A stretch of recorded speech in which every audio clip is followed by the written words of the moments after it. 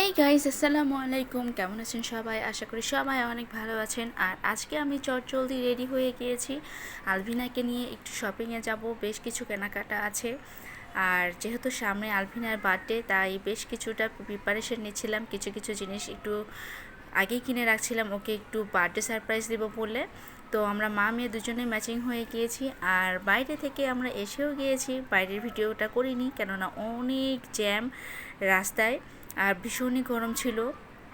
তো যাই হোক, আলভিনা বেশ কিছুদিন ধরে বলছিল বাবা আমি বেশ কিছু সুইট খাবো। যখন সে পড়াশোনা করতো সুইটের সাথে মিলাইতো যে এই সুইটটা আমি খেতে চাই। তাই আজকে ওর জন্য এই মিষ্টিটাই আমরা নিয়েছি, লাল সাদা কালো। আর এই মিষ্টিটা ও বইয়ে দেখতো, তাই এই মিষ্টিটাই খাবে। তোমাকে তোমার ভালো লাগে?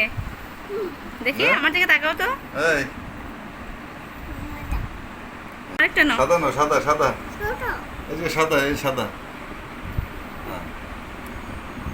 হ্যাঁ, খাও খাও খাও খাও বাবা খাও। মধ্যে দাও, মুখের মধ্যে দাও। ওই যে এখন আপাতত স্টপ থাকো। সাদা কোনটা কোনটা সাদা? কাল না, কালো কোনটা? কালো এই যে কালো লাল কোনটা? লাল এই যে লাল আর সাদা কোনটা? সাদা হ্যাঁ। টাকা দাও সবাইকে। এটা কিসে, এটা কিসের মিষ্টি? ননির মিষ্টি। আর সাথে অনেকগুলো চিপস কোল্ড ড্রিঙ্কস নিয়ে এসেছি আলভিনার জন্য। লিচু এনেছি, লিচু সে খুব পছন্দ করে, যদিও বেশি একটা খায় না, অল্প অল্প খায়। আর এই হচ্ছে প্রাণ ডাল, এই প্রাণ ডালটা তার খুবই পছন্দ।